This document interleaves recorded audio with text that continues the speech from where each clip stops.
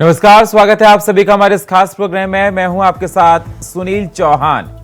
छत्तीसगढ़ में कांग्रेस का गढ़ माने जाने वाले बस्तर की 12 सीटों पर सेंध लगाने के लिए प्रधानमंत्री ने आज जगदलपुर में लालबाग मैदान में एक बड़ी जनसभा को संबोधित किया, जिसमें लाखों की भीड़ को प्रधानमंत्री नरेंद्र मोदी द्वारा संबोधित किया गया।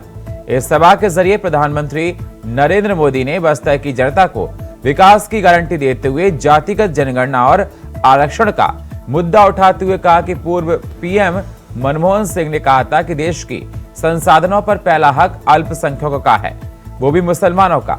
अब कांग्रेस जातिगत जनगणना की बात कहकर मुसलमानों का हक छीनना जातिगत जनगणना की बात कह रही है। आबादी के हिसाब से आरक्षण तय होगा कि तो क्या सारे हक हिंदुओं को दे दिए जाएं क्या? पीएम ने भूपेश बघेल की सरकार पर शराब, कोल और चावल में घोटाले का आरोप लगाते हुए कहा कि प्रदेश में बीजेपी की सरकार बनने पर सारे भ्रष्टाचारियों को जेल में डाल ले जाएगा। वहीं कांग्रेस ने मोदी की सभा को छत्तीसगढ़ में जुमले वाली सभा का करार देते हुए कहा कि प्रधानमंत्री बार बार यहां आ रहे हैं और झूठ बोलकर जा रहे हैं। बहरहाल प्रधानमंत्री नरेंद्र मोदी ने मंगलवार की सभा के जरिए जातिगत आरक्षण के मुद्दे पर पार्टी के इरादों को साफ कर दिए कि जातिगत जनगणना के हिसाब से यह आरक्षण नहीं दिया जा सकता, क्योंकि अगर जातिगत जनगणना के हिसाब से आरक्षण दिया जाएगा तो हिंदुओं की संख्या सबसे अधिक है देश में और अल्पसंख्यक कम है। आपको बता दें, छत्तीसगढ़ में ओबीसी को 27% आरक्षण देने संबंधी बिल पास किया गया है, लेकिन इस बिल पर अब मोहर नहीं लग सकी है। अब चुनावी डगर में इस मुद्दे पर फिर बहस छिड़ गई है। आज इसी मुद्दे पर करेंगे चर्चा, लेकिन सबसे पहले ये रिपोर्ट। छत्तीसगढ़ में विधानसभा चुनाव की घोषणा से पहले ही प्रचार जोर पकड़ने लगा है। मंगलवार को बस्तर के जगदलपुर में आयोजित जनसभा में प्रधानमंत्री नरेंद्र मोदी ने राज्य की कांग्रेस सरकार पर जमकर निशाना साधा। उन्होंने बिहार की जातिगत जनगणना पर कांग्रेस नेता राहुल गांधी के नारे पर भी पलटवार किया। पीएम मोदी ने कहा, कल से कांग्रेस ने एक अलग राग अलापना शुरू कर दिया। ये कहते हैं कि जितनी आबादी उतना हक। मैं कहता हूं कि इस देश में अगर सबसे बड़ी कोई आबादी है तो वह है गरीब, इसलिए गरीब कल्याण ही मेरा मकसद है। पीएम का कहना था कि कांग्रेस आबादी के हिसाब से हिस्सेदारी की बात करती है। कांग्रेस हिंदुओं को बांटकर देश को बांटना चाहती है। प्रधानमंत्री ने अपने भाषण में भूपेश सरकार पर और उनके कार्यकाल पर तमाम सवाल खड़े किए। जगदलपुर में प्रधानमंत्री माननीय नरेंद्र मोदी जी की आम सभा में लाखों लोगों का जन सैलाब उमड़ पड़ा है। आज पूरा बस्तर मोदीमय हो गया है। अपने प्रधानमंत्री जी को धन्यवाद देने आदिवासी वर्ग जगदलपुर में लाइन लगाकर मोदी जी की सभा में जाने के लिए उत्सुक है और जो भूपेश बघेल जी का राजनीतिक बंद था वो बेअसर हो गया है। आदिवासी भाइयों ने आज फिर बता दिया कि भूपेश की कांग्रेस सरकार पर उनको भरोसा नहीं है, मोदी है तो मुमकिन है। भारतीय जनता पार्टी छत्तीसगढ़ में लगभग कोमा की स्थिति में है। प्रधानमंत्री हर बार यहाँ पे आके झूठ का फूंक मार के अपने कोमा में पहुंची हुई भारतीय जनता पार्टी को फिर से जिंदा करने की कोशिश में लगे हैं। प्रधानमंत्री जी छत्तीसगढ़ आते हैं, उनके पास में अपने 9.5 साल की उपलब्धि के नाम पे बताने को कुछ नहीं है। प्रधानमंत्री यहाँ पे आके झूठ बोलते हैं, प्रधानमंत्री यहाँ पे आके गलत बयानी करते हैं। अरे प्रधानमंत्री हैं, अपने दूसरे कार्यकाल के अंतिम वर्ष में है, अपनी कुछ उपलब्धि तो बताइए, छत्तीसगढ़ को कुछ दीजिए तो। और दूसरी सबसे बड़ी बात, आज प्रधानमंत्री आ रहे हैं तो बताएं कि नगरनाथ संयंत्र को बेचेंगे कि नहीं। क्यों नगरनाथ संयंत्र को बेचने का षड्यंत्र केंद्र सरकार कर रही है? बस्तर के लोगों के जमीनों पे बनाया हुआ इस्पात संयंत्र प्रधानमंत्री जी क्यों बेचने पे तुले हुए हैं, इसका जवाब दीजिए। कांग्रेस ने मोदी की सभा को छत्तीसगढ़ में जुमले वाली सभा करार देते हुए कहा कि प्रधानमंत्री बार बार यहाँ आ रहे हैं और झूठ बोलकर जा रहे हैं। बहरहाल प्रधानमंत्री नरेंद्र मोदी ने मंगलवार की सभा के जरिए जातिगत आरक्षण के मुद्दे पर पार्टी के इरादे साफ कर दिए कि जातिगत जनगणना के हिसाब से यहाँ आरक्षण नहीं किया जा सकता, क्योंकि अगर जातिगत जनगणना के हिसाब से आरक्षण दिया जाएगा तो हिंदुओं की संख्या सबसे अधिक है और देश में अल्पसंख्यक कम, जिसको देखते हुए कांग्रेस लगातार तमाम सवाल खड़े कर रही है। चुनाव को देखते हुए सियासत छत्तीसगढ़ में जोरों पर है। क्योंकि चुनावी मौसम अपने पूरे रंग में रंगने जा रहा है। बीजेपी कांग्रेस एक दूसरे पर आरोप मढ़ रही है। अब देखना होगा जनता किस पर विश्वास करती है, किस पर नहीं। Bureau report, India voice, Raipur. तो प्रधानमंत्री नरेंद्र मोदी की सभा पर सियासत जोरों पर है। छत्तीसगढ़ में बस कुछ दिनों बाद विधानसभा चुनाव शुरू होने वाले हैं, जिसको लेकर सरगर्मियां तेजी से चल रही हैं। आज प्रधानमंत्री ने जाति जनगणना को लेकर अपने इस सभा में, बस्तर की सभा में साफ साफ कह दिया।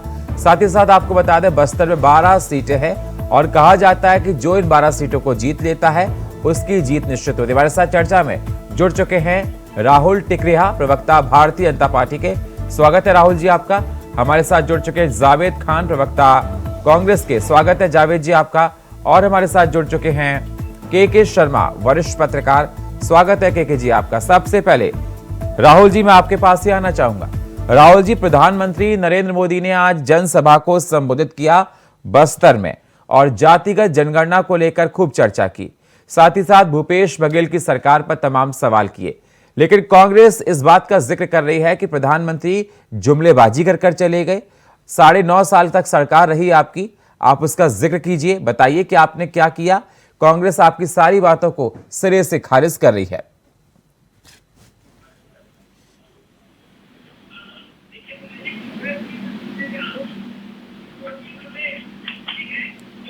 राहुल जी, मेरी आवाज मिल रही है सर आपको? संपर्क नहीं हो पा रहा है मेरा। राहुल जी से संपर्क साधने की कोशिश करेंगे। जावेद खान सर, मेरी आवाज मिल रही है आपको सर? जी सर। जावेद जी, सवाल मेरा आपसे ये भी है कि सर, आप लोग इतना क्यों प्रधानमंत्री नरेंद्र मोदी की सभा को लेकर डर गए थे कि पहले से ही बस्तर बंद का ऐलान कर दिया कि उनकी रैली फेल हो जाएगी, जनसभा में लोग भीड़ नहीं आएगी। लेकिन विपरीत हुआ, पब्लिक तो बहुत थी वहां पर। ये माना जाए बीजेपी का फेम वहां पर बहुत है, जनता बीजेपी विश्वास कर रही है। नमस्कार सुनील जी, आपको, आपके सभी दर्शकों को। जी सर, नमस्कार। देखिए, प्रधानमंत्री नरेंद्र मोदी जी देश के प्रधानमंत्री हैं और उनका विरोध और उनके किसी भी सभा का विरोध कांग्रेस पार्टी ने नहीं किया। असल में विरोध था नगरनार इस्पात संयंत्र के विनिवेशीकरण को लेकर के। जो नगरनार संयंत्र जिसे बस्तर के दिल में बस चुका है, जिसके लिए कांग्रेस सरकार के समय जमीन का अधिग्रहण कराया गया था बस्तर के लोगों को, यह कहते हुए कांग्रेस के द्वारा कि यह संयंत्र जब स्थापित होगा तो इसे बस्तर के लोगों का लाभ मिलेगा, बस्तर के युवाओं को रोजगार मिलेगा। और आज जब नगरनार इस्पात संयंत्र बन के तैयार होने वाला है, तैयार हो चुका है, तो देश के प्रधानमंत्री उसे निजी हाथों में बेचना चाहते हैं, सौंपना चाहते हैं। हमारा विरोध इस चीज का था और यह विरोध हमने नहीं किया था, यह विरोध तो सर्व आदिवासी समाज ने किया था, उसका समर्थन कांग्रेस पार्टी ने दिया था। हमने, लेकिन आपने बस्तर बंद का ऐलान तो आपने बुलाया था ना सर कल? बस्तर बंद का ऐलान प्रधानमंत्री नरेंद्र मोदी की सभा से पहले आप लोगों का ही था, कांग्रेस का ही था, सरकार आपकी है। नहीं। देखिए सुनिए, बस्तर बंद का ऐलान आज से 4 दिन पूर्व सर्व आदिवासी समाज के द्वारा बुलाया गया था। कांग्रेस से उसका कोई लेना देना नहीं था। नहीं, कांग्रेस ने उसका समर्थन। लेकिन प्रधानमंत्री जी कह रहे हैं भूपेश बघेल की सरकार में अंधाधुंध भ्रष्टाचार हुआ, जैसी हमारी सरकार छत्तीसगढ़ में बनेगी हम इन सबको जेल में भेजेंगे। 138 ऐसे चीजें हैं जिसमें अभी तक केंद्र की सरकार ने छत्तीसगढ़ सरकार को पुरस्कृत कर चुका। यदि हम भ्रष्टाचार कर रहे हैं तो हमें पुरस्कृत क्यों किया जा रहा है? दूसरी बात यह है कि प्रधानमंत्री नरेंद्र मोदी जी आज जिस दबाव में दिखे, यह बंद का ही दबाव था, जिससे की वजह से उन्हें भरी सभा से यह कहना पड़ा कि नगरनार इस्पात संयंत्र बस्तर के लोगों का था, बस्तर के लोगों का है, बस्तर के लोगों। राहुल जी, मेरी आवाज सर आपको मिल रही है? परंतु उन्होंने यह नहीं कहा कि हमने विनिवेशीकरण की सूची से नगरनार इस्पात संयंत्र को हटा दिया है। दूसरी, मैं एक अंतिम बात करके अपनी बात को खत्म करूंगा। बस्तर के लोग आज प्रधानमंत्री जी को सुनने आए थे क्योंकि वो देश के प्रधानमंत्री और उनसे बहुत उम्मीदें थी। बस्तर के लोग चाहते थे कि दल्ली राजहरा जगदलपुर रेल मार्ग जो प्रधानमंत्री मोदी जी ने 2015 में सपना दिखाया था, उस पे कुछ बोलेंगे। बस्तर के लोग चाहते थे कि बस्तर की जो प्राणदायिनी है इंद्रावती नदी जो जोरा नाला से उड़ीसा की ओर बह रही है, उस पे हस्तक्षेप करते हुए कुछ कहेंगे। बस्तर के लोग चाहते थे कि राहुल जी, आवाज मिल रही है मेरी आपको? बिल्कुल बिल्कुल मिल रही है सुनील जी, मैं आता हूं खान साहब आपके पास। राहुल जी, सवाल मेरा सर आपसे यही है कि जिस प्रकार से जावेद खान साहब तमाम आरोप आप पर मढ़ रहे, उनका कहना है कि प्रधानमंत्री ने जनसभा बहुत ही दबाव में की और नगर नार को लेकर बात करें, निजीकरण को लेकर। हमने कहा कि आपने बस्तर बंद का ऐलान किया था प्रधानमंत्री की सभा से पहले, बोले हमने बस्तर बंद का ऐलान कुछ भी नहीं किया था, आदिवासियों ने किया था। हमने कहा कि आपने भ्रष्टाचारियों को लेकर प्रधानमंत्री नरेंद्र मोदी ने बात की, कहा कि अगर हम सत्ता में आए, मतलब छत्तीसगढ़ में, तो हम सभी भ्रष्टाचारियों को जेल में डालेंगे। उनका कहना है कि हमको केंद्र सरकार पुरस्कृत करती है, हमने भ्रष्टाचार नहीं किया। राहुल जी, जवाब दीजिए।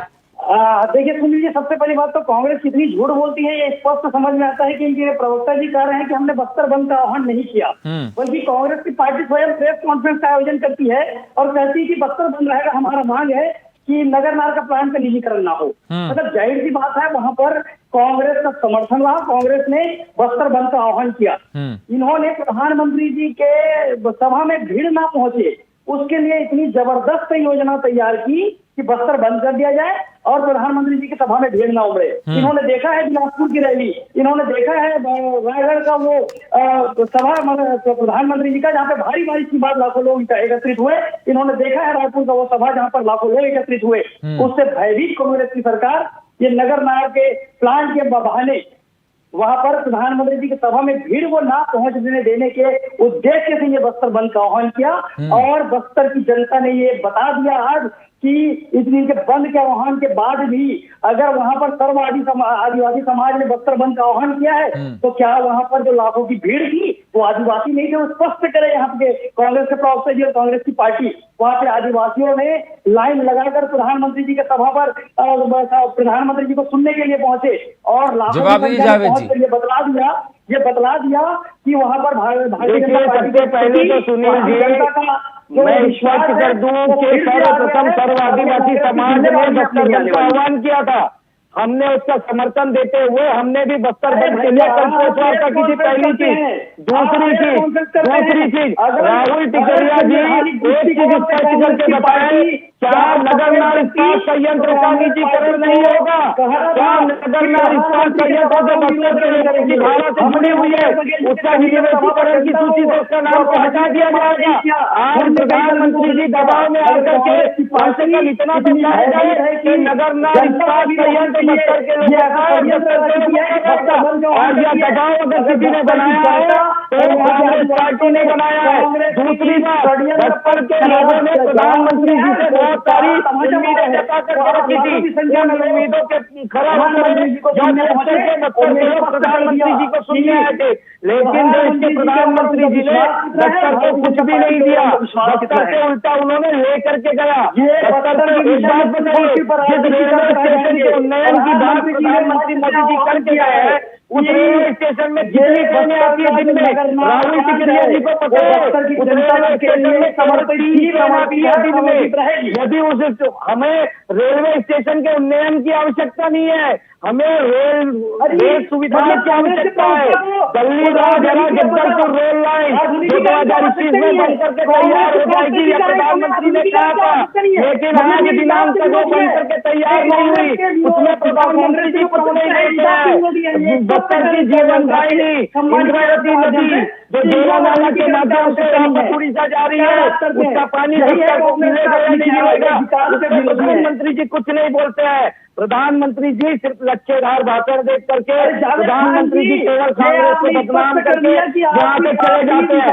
बस्तर की जनता आज उनको सुन करके हताश है, निराश है, दुखी हो चुकी है बस्तर की जनता। बिल्कुल मैं मानता हूँ बस्तर की बहुत बड़ी जनसंख्या मुझे सुनने आई थी, लेकिन उनके भाषण में बस्तर की जनता को कुछ नहीं मिला।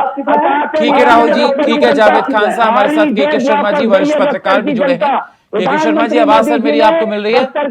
सुनिए सर, मैं आपसे जानना चाहता हूं कि बस्तर में प्रधानमंत्री नरेंद्र मोदी की सभा हुई, उसे किस प्रकार से देखा जाए आने वाले चुनाव को लेकर, और जो उन्होंने भूपेश बघेल की सरकार को लेकर कहा कि अगर हमारी सरकार, अगर हमारी यहाँ पर छत्तीसगढ़ में सरकार बनती है तो भ्रष्टाचारियों को जेल में डाला जाएगा। कोल का वहां पर बता रहे हैं, गोबर का, तमाम घोटाले वहां पर हुए हैं। लेकिन कांग्रेस का यह कहना है कि हमने प्रधानमंत्री की जनसभा में कोई अवरोध उत्पन्न करना चाहा ही नहीं। आदिवासियों ने बस्तर बंद का ऐलान बुलाया था और साथ ही साथ 12 सीटें जो बहुत महत्वपूर्ण है बस्तर की, उस पर बीजेपी की खासकर नजर है। देखिए सुनील जी, निश्चित रूप से पहली बात तो यह है कि जिस पर विवाद हो रहा था कि सर्व आदिवासी समाज चुनाव मैदान में जाने वाली है और उनके आह्वान पर कांग्रेस ने उसका समर्थन किया, क्योंकि सत्ता में कांग्रेस में है इसलिए उसका असर देखने को भी मिला जगदलपुर में बंद का। अब बात आती है यहाँ पे प्रधानमंत्री ने अपने सभा में अपने भाषण के दौरान सभी राष्ट्रीय स्तर पर और प्रदेश के स्तर पर बहुत कुछ ऐसी बातें बोली हैं जिस पर एक एक शब्द का अर्थ निकलता है। भ्रष्टाचार पर कार्रवाई की बात है तो ईडी यहाँ लगातार कार्रवाई कर रही है, उसमें अधिकारियों पर कार्रवाई हुई है। इस पर आगे कब चालान पुटअप होता है और चालान के साथ साथ जिन कहा जा रहा है कि सत्ताधारी दल के लोगों पर भी इसकी आंच आएगी तो वो कब तक आती है, ये चुनाव में क्या असर पड़ेगा, ये अलग विषय है। दूसरी चीज ये है कि जिसमें आरक्षण को लेकर जो बात आ रही, जातिगत जो यहाँ पे छत्तीसगढ़ में अटका हुआ है 76% 58%, दोनों में आप देखेंगे आदिवासियों को तो 32% है, लेकिन पिछड़े वर्ग के लोग इससे प्रभावित होंगे क्योंकि 27% आरक्षण अभी नहीं मिल पा रहा है, जो जाके अभी 58 में 16% है। जबकि जब उनके आंकड़े जब आगे 76% जाएंगे तो 13% चले जाते हैं एससी को लेकर के। तो तमाम प्रकार की जो बातें हैं, जो विवाद की स्थिति, आरक्षण के साथ साथ सर्वेक्षण की जो बात आ रही, तो छत्तीसगढ़ में एक सर्वे हुआ जिसके आधार पर 47,000 लोगों को, गरीब लोगों को आवास देने की बात मुख्यमंत्री आवास योजना के तहत कही गई है। ये एक बड़ा विषय है। इसी तरह से बिहार के लेकर उन्होंने कही, जिसको लेकर राहुल गांधी बार बार कह रहे हैं कि एक्सरे की आवश्यकता है, बिना एक्सरे के आप नहीं बता सकते कि शरीर का कौन सा अंग खराब है, किसका इलाज करना है। ये जो बातें थी इसका भी जवाब दिया कि उनके लिए गरीबी महत्वपूर्ण है और जिसमें अल्पसंख्यक को भी उन्होंने कांग्रेस के लिए घेरने का प्रयास किया मनमोहन सिंह के नाम को लेकर के कि अल्पसंख्यकों को ऐसे में कैसे मिलेगा, जिसकी जितनी आबादी है उसकी उतनी हिस्सेदारी रहेगी। तो इस बात को लेकर एक राष्ट्रीय चर्चा का विषय उन्होंने बना दिया है कि इस पर आगे जाके क्या होगा। और गरीब वर्ग की जो बात हो रही, तो ये आरक्षण में भी ये बात आ सकती है बात में आगे जाके कि अरे अनुसूचित जाति, जनजाति, दलित कोई भी हो, गरीब ही सबसे बड़ी जाति है, ये उन्होंने एक बात कही है। तो इसको लेकर के जो सर्वेक्षण की बात कही जा रही है विपक्ष की ओर से, इसका राष्ट्रीय स्तर पर क्या प्रभाव पड़ेगा ये देखना होगा। और तीसरी चीज जो आपने कही है कि भ्रष्टाचार के साथ बस्तर की जानकारी की बात है, बस्तर में 12 विधायक सबके सब कांग्रेस के पास है और जो एक सांसद है बस्तर का वो भी कांग्रेस के पास है। अब नगरनार जो इस्पात संयंत्र है ये निश्चित रूप से बीएसपी के बाद छत्तीसगढ़ की एक पहचान बनने जा रही है, जहां पे हम देखेंगे कि 50,000 से ज्यादा लोगों को इसमें रोजगार मिलने वाला है। और इसके साथ ही साथ जो आयरन ओर का जो अब तक लम्स का उपयोग बीएसपी करते रहते, जो डस्ट जो है उसके माध्यम से भी हार्ट रोल क्वाइल का निर्माण यहाँ पे होगा। ये जो बड़ी बात है इसमें, और जब इतने सारे लोगों को रोजगार मिलेगा तो बस्तर की दशा और दिशा बदलने वाली है। इसका लाभ भाजपा कितना उठा पाती है और राजनीति में जो खोई हुई उनकी मैदान का है बस्तर का, उसको ये कितना उसमें अपनी ओर लाने में सफल होते हैं, ये एक देखने वाली बात है। क्योंकि इसी में आप देखेंगे तो 1900 बस्तर की राजनीति को आप देखेंगे तो 10 साल पहले उल्टा हालात है। 2008 में आप देखेंगे तो यहाँ पे 11-1 भाजपा के पक्ष में था, जो अभी 18 में बदल गया। उससे पहले 1998-99 में आप देखेंगे तो उस समय भी जो बस्तर में स्थिति जो थी वो 11-1 कांग्रेस के पक्ष में था। तो 10-10 साल में स्थिति जो बदलते गई है इसको देखने की आवश्यकता है। इसीलिए कहते हैं कि बस्तर जिसके पक्ष में जाता है उसकी सरकार छत्तीसगढ़ में बनती है। तो बस्तर के आदिवासियों के लिए ये नगरनार स्टील प्लांट कितना महत्वपूर्ण है, इसको आदिवासी कितना समझ पाते हैं और इसका लाभ भाजपा कितना उठा पाते हैं। इसके साथ ही जो कांग्रेस की बात करेंगे तो उन्होंने घोटुल के माध्यम से या वह देवगुड़ी के माध्यम से और वनोपज खरीदी के माध्यम से तमाम 300 स्कूल बंद थे, उनको खोलने की तमाम विकास कार्य की जो बात कर रही है, स्थानीय मुद्दों को लेकर बात कर रही है, इसका कितना असर होता है। पेशा कानून की बात यहाँ पे है तो आदिवासी हित के लिए कौन, ये बड़ी बात है सुनील जी कि कांग्रेस और भाजपा दोनों में एक प्रतिस्पर्धा चल रही है कि आदिवासी हित के लिए कौन ज्यादा काम कर रहा है। जावेद जी, तो इसका लाभ सुना आपने जी कि जो बस्तर जीत लेता है वो ही सत्ता पे काबिज हो जाता है और बस्तर किसी का सगा नहीं रहा, कभी बीजेपी का रहा तो कभी कांग्रेस का रहा। 11-1 की बात कही, अभी 12 की 12 आपके पास है और बीजेपी का पूरा फोकस है, कहीं आपसे छिन गया तो आपकी सत्ता चली जाएगी। देखिए, बस्तर को जब से हमारी सरकार बनी भूपेश बघेल जी की, ये पूरे बस्तर को नक्सलवाद के दंश में झेल दिए थे लोग। लगातार बस्तर में पलायन हो रहा था, गांव के गांव जलाए जा रहे थे, फर्जी मुठभेड़ हो रहे थे, आदिवासियों को फर्जी मामलों में जेल में भर दिया जा रहा था। जब हमारी सरकार बनी तो सबसे पहले हमने सामाजिक, सर इससे पहले भी आपकी सरकार के 11 विधायक वहां पर थे, पहली बार कांग्रेस के विधायक वहां पर नहीं बने थे। देखिए, वो 3 साल की सरकार थी, वो 3 साल राज्य बनने के बाद 3 साल की सरकार थी, वो मनोनीत सरकार थी। उसके बाद 15 साल भारतीय जनता पार्टी की सरकार थी। बस्तर के लोगों ने उन पर विश्वास किया, लेकिन बस्तर नगरनार के माध्यम से बीजेपी वो सारी सीटों को जीतना चाहती है। सर मेरी बात पूरी हो जाने दीजिए, बीच में आप बोल देते हैं, आप थोड़ा सा धैर्य रखिए। देखिए, नगरनार पे तो भारतीय जनता पार्टी की पोल खुल चुकी है, क्योंकि स्वयं पूर्व मुख्यमंत्री रमन सिंह जी ने भी प्रधानमंत्री को चिट्ठी लिखा था कि नगरनार जो है वो बस्तर के भावनाओं से जुड़ा हुआ है, इसका निजीकरण ना किया जाए। लेकिन प्रधानमंत्री जो है वो कम से कम अपनी पार्टी के लोगों की बात को सुन लेते, उन्हीं की बात सुन ले करके सूची से उपनाम हटा दिए रहते। लेकिन आज भी प्रधानमंत्री जी ने ऐसा कुछ नहीं कहा। दूसरी बात, हमने बस्तर के लोगों को शांति दी है, सुकून की व्यवस्था की है। आज बस्तर का व्यक्ति पलायन नहीं कर रहा है, आज बस्तर का व्यक्ति बस्तर में रहकर रोजगार दे रहा है, बस्तर का व्यक्ति बस्तर में रहकर के व्यापार कर रहा है। बस्तर के लोगों को 67 किस्म के मनोपद का आज उन्हें मूल्य मिल रहा है। यह कार्य अगर क्या हमने किया। दूसरी बात, प्रधानमंत्री मोदी जी कहते हैं डबल इंजन की सरकार। 2014 के बाद में प्रदेश में डबल इंजन की सरकार थी, उस समय वालों पर कर्जा खरीदा जाता था, चीजों पर खरीदा जाता था समर्थन मूल्य में। दूसरी बात, जातिगत आरक्षण की बात अगर हो रही है, मैं जातिगत आरक्षण से कुछ कहना चाहता हूँ, जातिगत आरक्षण से कुछ कहना चाहता हूँ। आज अब तक प्रधानमंत्री नरेंद्र मोदी जी देश में हिंदुओं को डराया करते थे, आज पहली बार प्रधानमंत्री मोदी जी देश में मुसलमानों को डराने का कार्य किया है। कैसे डराने का कार्य किया है? देखिए, जातिगत आरक्षण होता है हमारे देश में, धर्मगत आरक्षण नहीं होता है। उन्होंने कहा कि जातिगत आरक्षण होगा तो मुसलमानों को नहीं मिलेगा। अरे प्रधानमंत्री जी, आपको इतना पता होना चाहिए, मुसलमान केवल जनरल नहीं होता है, उसमें भी ओबीसी होते हैं, उसमें भी माइनॉरिटी होते हैं। और बिहार की जातिगत जनगणना में तो मुसलमान सबसे ज्यादा निकले, लेकिन ठीक है, देश के मुसलमानों को डराने का कार्य कर रहे हैं प्रधानमंत्री जी।